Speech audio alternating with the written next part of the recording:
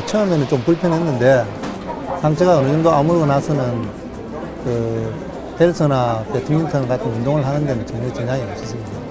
그리고 저 같은 경우에는 동네 배드민턴 동호회에 가입을 해갖고 저희 집사람하고 일주일에 서너 번씩은 운동을 하러 꼭 가고 있습니다. 샤워요? 샤워는 날마다 하는데요. 그리 샤워하는 거 불편한 거 없습니다. 통명을 못해서 그러지 뭐 고생한 걸 생각하면 감수해야죠. 뭐 아유 그동안 힘들었던 거 생각하면 아주 좋습니다.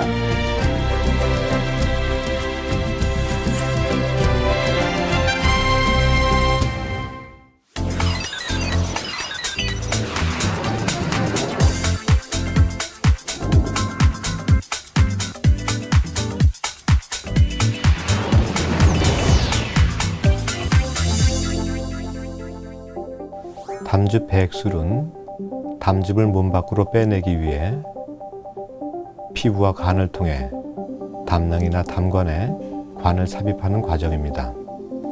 이 시술 방법은 전신 마취 없이 부분 마취와 안정제 또는 진통제를 투여하고 시술하게 됩니다. 그럼 담즙에 대해서 잠깐 살펴보겠습니다. 담즙이 생성되는 곳은 간입니다. 간은 우리 몸의 오른쪽 상복부에 위치하는데 간에서 만들어진 담즙은 담낭에 저장됐다가 지방질의 음식이 들어오면 담관을 따라 십이장으로 배액됩니다. 그리고 십이장에서 지방의 소화를 돕고 소변과 대변을 통해 배설됩니다. 담즙 배액술이 필요한 경우는 췌장질환, 담도질환 등 여러 가지 질환이 있습니다. 그 중에서 종양성 질환이나 염증, 담석과 같은 경우가 해당되겠습니다. 수술과 같은 근본적인 치료 전에 전 단계로 이용되기도 하고 지속적으로 담즙 배액술이 필요한 경우도 있습니다. 그러면 담즙 배액관의 관리 방법에 대해서 알아보도록 하겠습니다.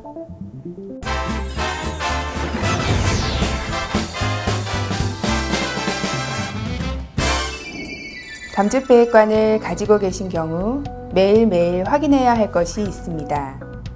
담즙의 양상을 잘 살펴야 하고요. 또 담즙 주머니를 비워서 배액량을 확인해야 하는데요. 자, 그럼 지금부터 그 방법에 대해서 알아보도록 하겠습니다. 먼저 준비물부터 소개할까요? 담즙 배액 주머니를 비우려면 알코올솜과 담즙을 받을 수 있는 통이 있어야 합니다. 담즙 배액 주머니를 비우기 전에 담즙의 양을 확인해야 합니다. 주머니의 눈금을 확인하면 되는데요. 하루에 배출되는 담즙량은 개인에 따라 차이가 있을 수 있습니다. 본인의 하루 평균량을 유지하는 게 중요한데요. 매일 기록해서 그 양이 과도하게 늘거나 줄지 않았는지 확인을 해야 합니다. 담즙의 양만 관찰하는 건 아니고요. 담즙의 색이 평소와 비슷한지, 찌꺼기가 있는지, 또 피가 섞여 있지는 않은지에 대해 관에서 배액 주머니까지 꼼꼼하게 관찰을 해야 합니다. 자, 그럼 담즙 배액 주머니 비우는 방법을 자세히 알아볼까요? 담즙 주머니의 배출구 뚜껑을 열기 전에 일회용 알코올솜으로 잘 소독합니다. 그리고 준비된 통에 담즙을 따라냅니다. 혹시 통을 소지하기 어려운 외부라면 화장실 변기에 버려도 괜찮습니다.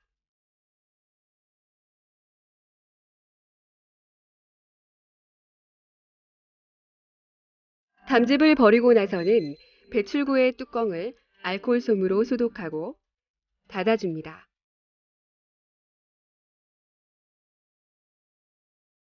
뚜껑이 잘 닫혀 있는지 반드시 확인하고 정리해야 합니다.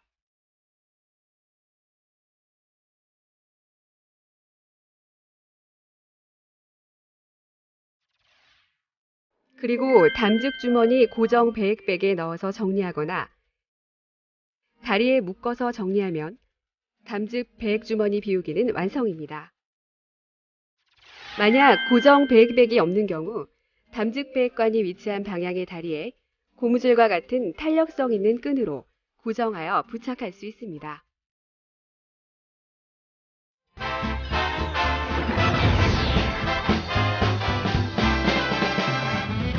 담즙 배액관은 피부에 삽입되어 있기 때문에 피부에 자극을 주거나 부분적인 염증을 유발할 수 있습니다. 그래서 주기적으로 소독하시는 것이 필요하고요. 삽입 부위가 깨끗하다면 2 내지 3일마다 소독을 하시면 됩니다. 그리고 삽입 부위에 분비물이 있거나 염증이 있다면 매일 소독하시는 게 좋습니다. 담즙 배액관 관리에 앞서 먼저 손을 깨끗이 씻어야 합니다. 자, 그럼 이제 삽입 부위 소독 방법에 대해서 알아보도록 하겠습니다. 배액관 삽입 부위를 관리하려면 먼저 베타딘 면봉 한 팩과 와이거즈, 메딕스 밴드, 종이 테이프를 준비하시고 시작하기 전에 이 준비물들은 모두 사용하기 좋은 상태로 개봉해 놓습니다. 준비가 다 됐으면 환자는 편안한 자세로 눕습니다. 제일 먼저 원래 붙어있던 반창고와 거즈를 제거해야 합니다. 이때는 가장자리부터 조심스럽게 떼어내시고요. 튜브와 피부를 연결하는 실이 잘 유지되고 있는지, 또 튜브가 밀려나오지는 않았는지 확인합니다. 그리고 베타딘 면봉으로 삽입 부위를 소독합니다. 방법은 관의 삽입 부분에서 바깥 방향으로 원을 그리며 3, 4회 정도 닦아주시면 됩니다. 남은 베타딘 면봉으로는 관의 위와 아랫면을 소독합니다. 이때 소독하는 방향은 튜브 삽입 부위에서 바깥쪽으로 향하게 합니다. 소독제가 마를 때까지 기다리시고요. 소독제가 말랐다면 Y 모양 거즈를 관의 삽입 부위에 먼저 놓습니다. 그리고 나서 메딕스 밴드를 그 위에 붙여줍니다.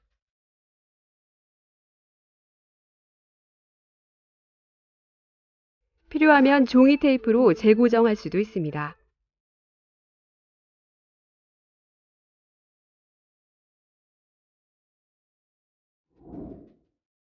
담즙 배액관을 갖고도 샤워하는 방법을 소개합니다. 일단 메딕스 밴드를 조심스럽게 제거합니다. 그리고 투명 비닐 테이프로 Y자 거즈 위로 피부에 밀착시켜 붙여주세요. 샤워가 끝난 다음엔 바로 소독.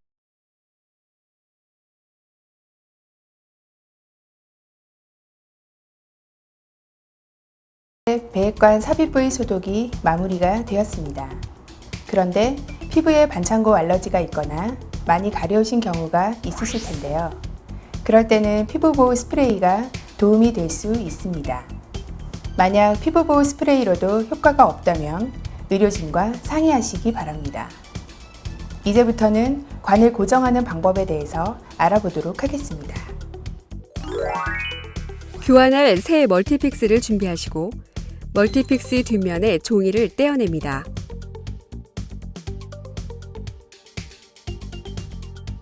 그리고 배액관의 위치를 고려해서 멀티픽스를 피부에 붙여줍니다. 그 다음 멀티픽스의 가운데 있는 종이를 제거하고 튜브를 놓습니다. 마지막으로 배액관을 고정합니다.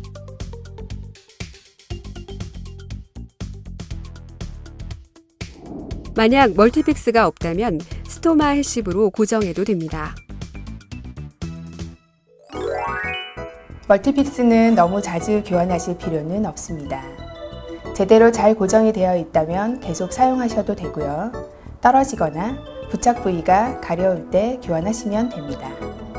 그런데 이렇게 담즙 배액관을 관리하는 물품들을 어디서 구입하시는지 궁금해하시는 분들이 많으신데요. 의료기 용품점에 가시면 구입하실 수 있고요. 좀 넉넉하게 구입해서 두고 사용하시면 됩니다.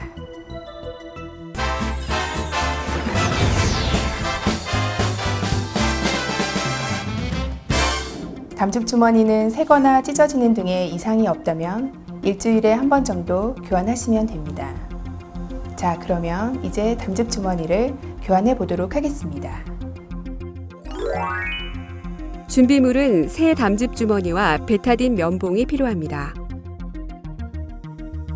밸브 방향을 바꾸고 기존의 담즙 주머니를 왼쪽으로 돌려서 제거하시고 밸브 부분을 베타딘 면봉으로 닦습니다.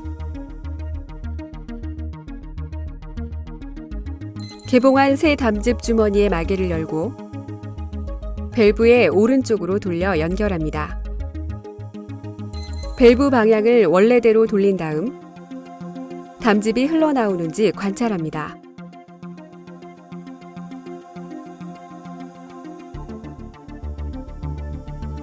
만약 밸브에 찌꺼기가 끼어 있거나 밸브가 파손되었다면 밸브도 함께 교환이 필요할 수 있습니다. 밸브 교환을 위해서 먼저 새 밸브와 담즙 주머니를 연결해 둡니다. 기존 담즙 배액관의 밸브를 왼쪽으로 돌려 제거한 후 배액관 튜브의 끝부분을 베타딘 면봉으로 소독합니다. 담즙 주머니가 연결된 밸브의 마개를 제거한 다음 배액관의 오른쪽으로 돌려 연결합니다.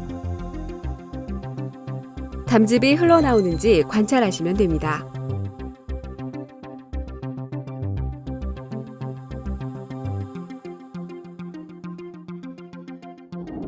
담즙 배액관은 일시적으로 담즙 주머니를 제거하고 캡을 씌울 수 있습니다.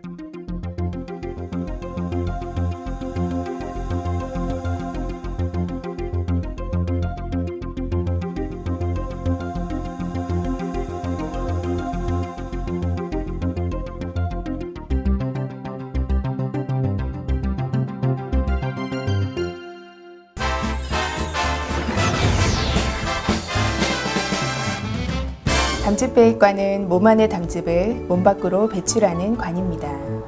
따라서 이 관이 막히지 않게 잘 유지하시는 것이 중요한데요. 식염수를 주입하는 것도 한 방법입니다. 그런데 이 식염수 주입에는 여러 가지 부작용이 따를 수 있으므로 반드시 의료진의 별도 지시가 있는 환자에 한해서 전문 의료진에 의해 이루어집니다. 만약 퇴원 후 환자나 보호자분이 식염수 주입을 해야 하는 경우라면 전문 의료진에게 별도의 교육을 받으신 후 시행하셔야 합니다. 자, 그럼 이제 식염수 주입 방법에 대해서 차례대로 알아보도록 하겠습니다. 우선 베타딘 면봉과 주사기, 생리식염수를 준비해야 합니다. 모든 관리에 앞서서 손 씻기는 기본이겠죠? 먼저 생리식염수를 돌려서 딴 후에 주사기에 5cc 정도를 담아 놓습니다. 이때 바늘이 생리식염수 통 주변에 닿지 않게 각별히 주의하십시오. 그리고 밸브 뚜껑을 돌려서 연 다음 그 주변을 베타딘 면봉으로 깨끗이 닦아냅니다. 식염수를 채운 주사기에 바늘 전체를 제거합니다. 바늘을 제거한 주사기 몽체를 밸브에 연결합니다. 그리고 밸브를 열어줍니다. 그 다음 식염수를 튜브 내로 천천히 주입합니다.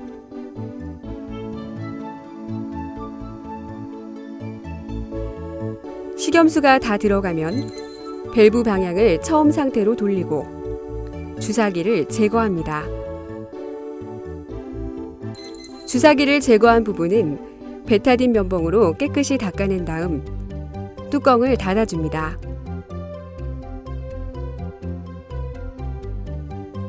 자, 그럼 이제 담즙이 잘 흘러나오는지 확인을 하면 됩니다.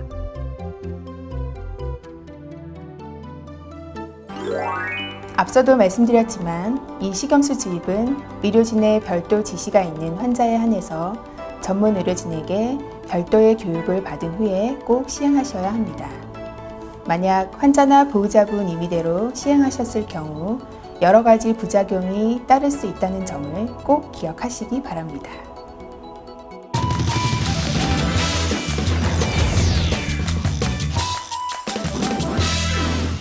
담즙 배액관을 삽입하고 나면 약간의 통증이나 불편감이 있을 수 있습니다.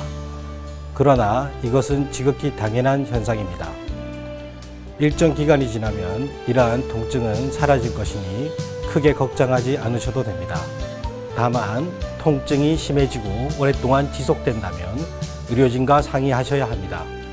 무리한 운동은 피하시고 배액관이 빠지지 않도록 주의하신다면 일상생활에 큰 문제는 없습니다. 자, 그럼 지금부터 배액관을 가지고 계신 환자들의 궁금증을 풀어드리도록 하겠습니다. 혹시 배기관이 빠질까 걱정입니다. 배기관이 빠지는 거 어떻게 알 수 있나요? 그리고 배기관이 빠지면 어떻게 하나요? 익숙해지면 괜찮은데 처음엔 모든 게 낯설고 어려우실 겁니다. 더구나 배액관이 호흡에 따라 들어갔다 나왔다 해서 더욱 혼란스러우실 텐데요. 조금만 주의하시면 금방 익숙해지실 겁니다. 먼저 호흡에 따라 관이 얼마나 들락날락하는지 잘 보십시오. 빠져나온 길이가 2cm 이내이고 정상적으로 담즙이 흐른다면 괜찮은 겁니다. 보통은 배액관이 빠져나온 정도를 눈으로 확인할 수 있는데요. 처음이라 잘 모르겠다는 분들은 매직으로 표시를 해두는 것도 좋습니다. 그리고 담도 배액관이 완전히 빠진 경우 당황해서 이것을 억지로 끼우려는 분들이 계신데요. 오히려 큰 문제가 발생할 수 있습니다. 이럴 경우에는 빠진 배액관을 가지고 병원으로 오시면 됩니다. 감염을 주의해라는 이야기를 들었는데 감염이 되었는 것을 어떻게 알 수 있습니까? 감염이 되면 오한이 나고 열이 날 수 있습니다. 그리고 간이 있는 우상복부에 통증이 있을 수 있습니다. 이럴 경우에는 병원에 오셔서 의료진과 상의하시는 것이 좋습니다. 배기관에 피가 섞여 나올 때가 있는데요. 그때는 어떻게 해야 되나요? 담즙 배액관을 교체하면 일시적으로 담즙에 피가 섞여 나오는 경우가 있습니다. 기존의 담즙 색깔로 돌아오신다면 안심하시고요. 출혈이 지속되거나 다시 발생한다면 병원에 오셔서 검사 받으시는 게 좋습니다. 만약에 관을 고정하고 있는 실밥이 풀리면 어떻게 해야 됩니까? 제일 중요한 것은 관이 빠지지 않도록 주의하시는 겁니다. 반창고 등으로 관이 빠지지 않도록 잘 고정하신 후 병원에 오셔서 봉합하셔야 합니다. 저는 피부가 약한 편인데요. 혹시 피부에 염증이 생기면 어떻게 해야 될까요? 피부에 염증이 생기면 관 주위가 붓고 열이 납니다. 그리고 통증이 있을 수 있습니다. 이럴 경우에는 평소보다 더 자주 세심히 소독해야 합니다. 이런 증상이 지속된다면 병원으로 오셔야 합니다. 그리고 또 한 가지, 소독제로 인한 피부 자극이 있을 수 있으니 잘 관찰하시기 바랍니다. 배액관이 막힌 것을 매일 확인해라고 했는데 배액관이 막힌 것을 어떻게 알 수 있습니까? 그냥 모르고 넘어갈까 봐 걱정이 됩니다. 배액관이 막힌 경우 감염이 발생할 수 있으므로 세심한 주의가 필요합니다. 평소보다 배액량이 줄어들거나 사라진 경우 또는 배액관 주위로 담즙이 새어나오는 경우에는 배액관이 막히지 않았나 의심해야 하는데요. 이럴 경우에는 다음과 같은 확인 방법이 있습니다. 일단 담즙 배액관 줄이 꼬이거나 꺾여 있지 않는지를 확인을 해봐야 합니다. 그리고 혹시 밸브가 잠겨 있지는 않은지도 확인해야 합니다. 만약 찌꺼기로 인해 배액관이 막혀 있다면 주머니의 줄 부분을 여러 번 꾹꾹 눌러주면 도움이 될 수도 있습니다. 또 의료진으로부터 식염수 OCC를 주입하라는 교육을 받는 경우가 있을 겁니다. 그런 경우에는 식염수를 주입할 수 있고요. 이와 같은 여러 가지 방법으로도 배액관이 막힌 것 같다면 바로 병원으로 오셔서 의료진과 상의해 주십시오.